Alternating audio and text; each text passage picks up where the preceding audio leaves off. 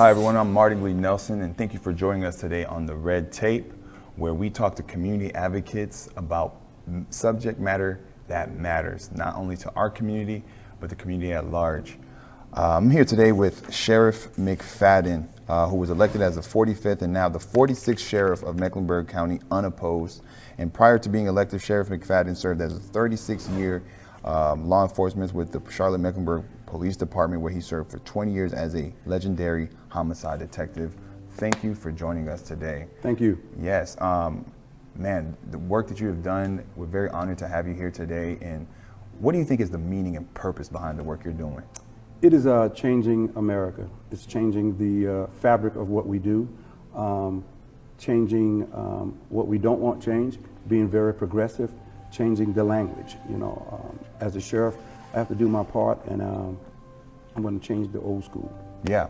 So you were working in homicide for 20 years. Yes. Looking back now, what would you tell your younger self prior to jumping into this career? It's not much change because I was driven for a reason. I would document a journal. If I had to do anything else, is have a journal of what I saw, what I experienced, what I came across. I think that's the only thing that I would change. Have a journal of my journey. Okay. So having a journal to your journey, what do you think what value would that have added to your journey? For the person who's coming behind me, to see how difficult it was, show them the pit holes, the roadblocks, the adversity, the racism. But then I would leave a copy for my grandson, so he can read the book and see who his grandfather was. So that's what I really would want to do. So legacy. Yes, absolutely legacy. Absolutely, it matters. So we hear the word sheriff. In our minds, most of us have a depiction of what a sheriff is and what they do. What are the misconceptions? What don't we know about the sheriff? The sheriff is the highest elected official in your county. They are constitutional. So we are elected. We're the only elected law enforcement personnel in the world. Other countries come and say, what's so special about a sheriff? But the sheriff is a very powerful position. We really don't have a boss. The boss is the people who elect us in our counties.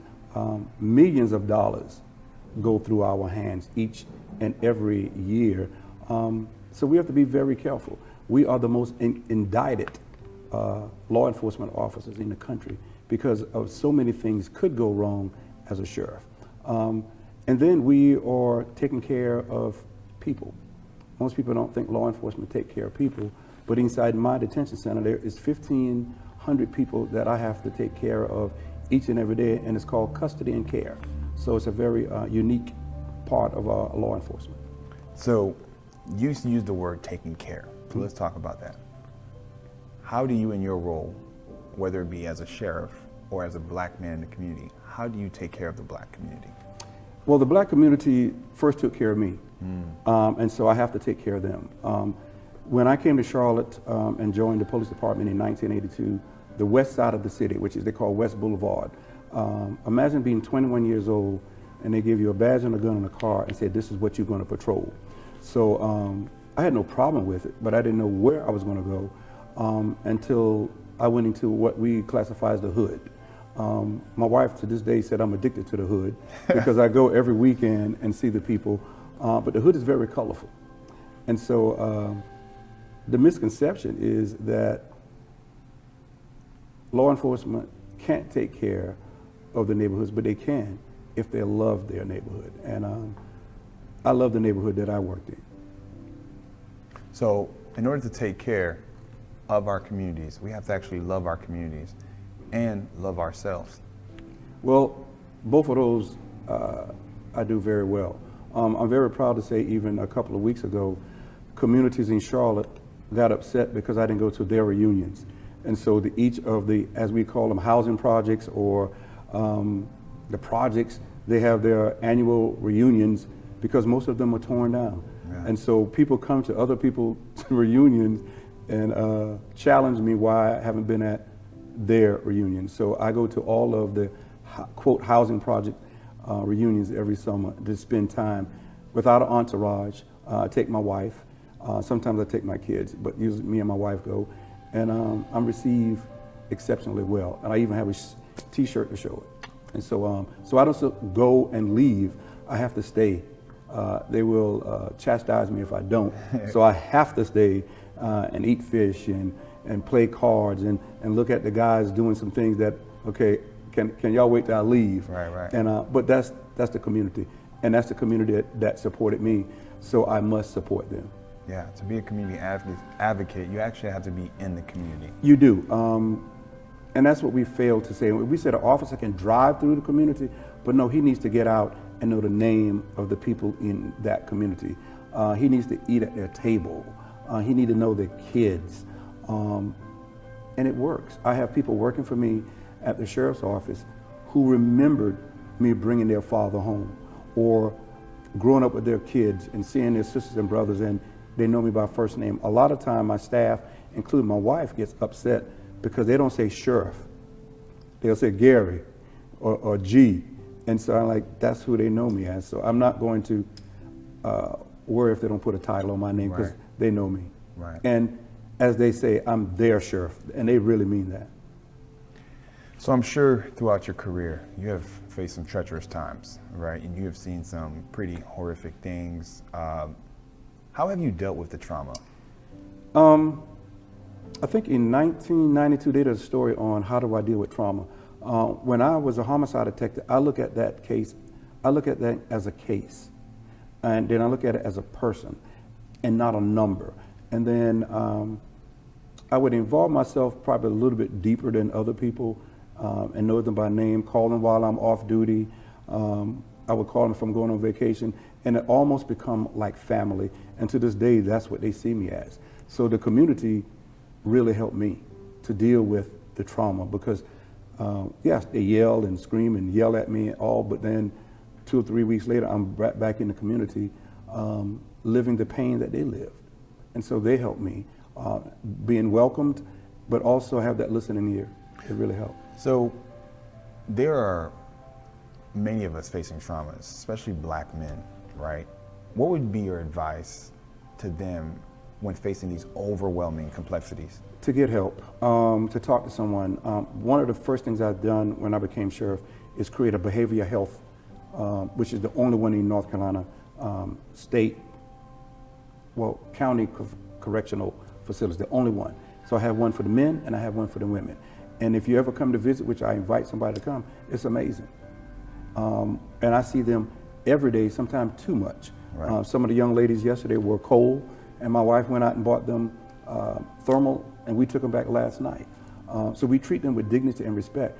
And then once they start talking about their trauma, then we help them with their trauma. But we all go through trauma, but sometimes we believe that we can handle it ourselves. We can't. We can't. And especially black men. We go through a lot, and we're tough. And we're the guy on the record label. We're the guy in the video with the gold and the chain or the cars, and we're tough. No, you go through trauma. You just need to have somebody to talk to. You need to get it treated, and you need to respect trauma. Just don't ignore it. You have to respect it. If not, it's going to crush you. Man, yeah. So some of the trauma that all black men, including myself, are facing is seeing the injustice of the criminal justice system. And you being the sheriff, you have some insights. Yes. What are some of the things that we don't understand? Because media sometimes points our nose or is guiding our own narrative, and we don't really have an understanding of how it's really working. Because we've seen George Floyd, Trayvon Martin, Ahmaud Arbery. We see these men died, slaughtered for the world to see. And as a black man, traumatized by that. What don't I know about the criminal justice system?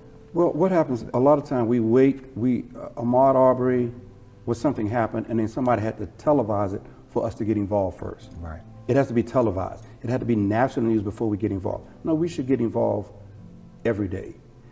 Our young brothers in neighborhoods now are going through trauma for just where they live or their lifestyle of their home. And we don't deal with that. And so when they turn to the streets, it becomes more trauma. And then all of a sudden, we're upset because now they're inside the criminal justice system. Now, can they afford it? No, they can't. Can they have the best lawyers? No, they can't. So they take the plea deal, or they take the easy way out, and then they go to prison and they come back. But then again, when they get back, where do they come? They come back to our communities. And do we support them? No, we don't. We don't support them. And then when they come back, without our support, they go back to the community that did support them, which is the criminal enterprise. And then it's a vicious cycle. And here's why I can say that. The people who are housing my facility right now are some of the grandchildren of the people that I've seen in the 80s and 90s. Tonight, while waiting to do this interview, I have one of my past residents talking to me about he needs $40. Now, I don't know how much money I have given this kid, but imagine he sees me on the street, Sheriff, I'm out, I'm doing well. He needs $40 every now and then. This should be a system to support that young man, but it is not. And that's what hurts us.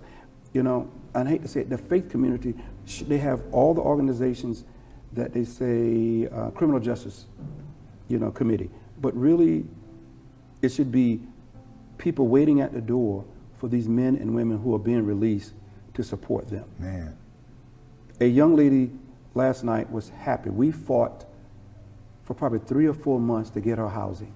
Now, who are these people? These are people who leave my facility that I'm still in contact with. One young man wanted to be baptized. All he wanted to be baptized. I had to buy a pool, have it delivered, and he was baptized. And I'll share the email that he sent me the other day. He was facing 10 to 15 years. Wow. He got baptized. Now he's out so soon, it's less than 2 years. He doesn't know why, but all he remembers is me helping him. And so do we really help our returning citizens, or we like to talk about while they're inside the detention center? And that's all we talk about. We don't take care of them when they're returning to our community. So do you think there would be less violence if we were taking care Yes. of people that are coming out of Yes. incarceration? Yes. Taking them to the basketball games are cute. Taking them to the football games are cute. Do we really mentor them? Take a young man and allow him to be with you on Saturday just to see what you go through each and every day to be a man. Not anything structured. Take him to say when he's going to buy your dry cleaning and it's $75. And then your wife calls you and says she's having some people over and it's going to be $225 to do the carpet, to clean the carpet. And then you look over him and say, okay, when we pulled in here, we had some money. When I leave here, I done spent $300. But I haven't bought you anything, I didn't get anything, and we still haven't bought anything for the cookout that my wife is going to have. That actually happened. How many times did we take a young man and said, I'm going to stick with you forever? I just traveled to South Carolina Tuesday, and I walked into USC to only stand with the young man, and all the coaches says, what are you here? I said, I'm here to see that young man. When he came across that floor, it brought tears to my eyes. But what really touched my heart, watching all of the coaches stand around, we in the basketball arena, he said, gee, when you get home, call me. That's a kid from the street that says, when you get home, call me, because we have that relationship now. And now he's playing basketball for USC, and he's going to probably go to the NBA. And then now we want to catch hold to him. No, you catch him when he needs that $40, or he doesn't have a way to get to school, and you provide that. Become broke, but you feel good about it. Man. So we don't really support the people coming out. With so many imbalances in the injustice system, and people don't really know the definition of what the sheriff is, what do you believe the purpose of the sheriff is? Why do you feel like you were anointed with this position? Because I have to create better returning citizens. That's my job. Custody and care, but creating better returning citizen to the community. And people often ask me, why do you do all of this? Why do you do all that? And here's the question I ask them. Well, how would you want me to prepare your neighbor? Because they're going to be your neighbors. I just want to see better people leaving the criminal justice system, and then I can go out here and see them on the streets or restaurants or the businesses and say, that's one of mine. Wow. And so that's my job as sheriff, to create better returning citizens to the community. As sheriff, how do you help us understand the injustices? Well, I can show you right now. I have a young man, I don't know if you can say young man, who has been waiting for a trial for 10 years. So, who do we blame for that? Do we blame the system? Do we blame his lawyers? Do you blame the people who he's going to get treatment from? So he is really deteriorating, waiting to go to trial. 10 years. I will forever talk about him because we can medicate him, we can give him all the treatment, and some days he's good, but then some days he's not. So then what happens? Eventually, either they're going to send him somewhere or he's going to continue to deteriorate and do something inside the detention center, and then we're going to do something about it. And when people are saying, what can you do?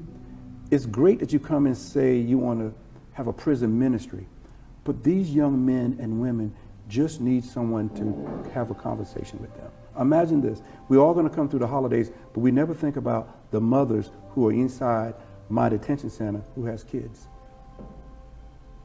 Mentally, how do you deal with that year after year after year? And I have one young lady, both of her parents died separately while she's incarcerated. So we can blame.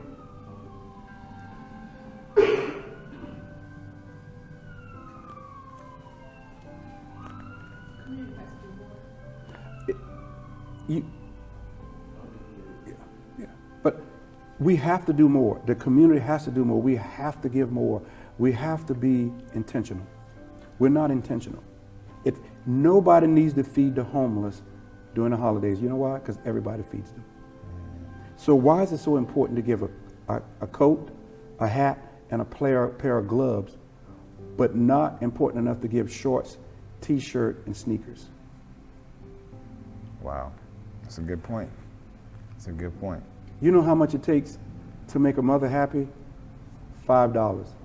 Imagine giving her a box of greeting cards so she can send her family. $5. Do you know how important shampoo is? Deodorant. For the people who are incarcerated, those things are important. But again, 90% of the people do not even know how much care that we give these people inside a detention center. Imagine we have to feed 1,500 people 3 times a day.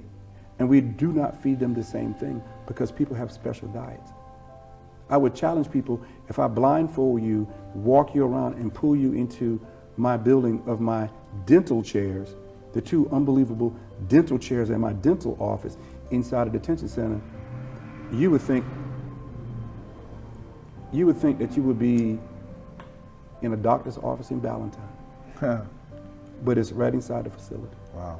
We have our own pharmacy inside the facility. So we just don't give people pills out of a package. So this is a misconception that people have about the detention center. Well, with we're now in voting season. What is something that you would tell the voters out there who are undecided about the impact of their vote? First know your candidates, who you're voting for. Okay. What have they done? First, I would say know your candidate, know what they have done, know what they're going to do, and challenge them. If they have been in office, what have they done or why they haven't done? But here's what I tell people. At the Mecklenburg County Detention Center, we have over 200 residents registered to vote. I know someone lost a campaign about 400 votes, and I often kid them. During that time, I had 435 residents inside the detention center registered to vote, and nobody came for their vote.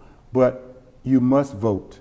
And let me tell you this, if you have a criminal record and you're not on probation and you have served your time, you can vote. So never let anybody say that you can't vote. Wow. Yeah.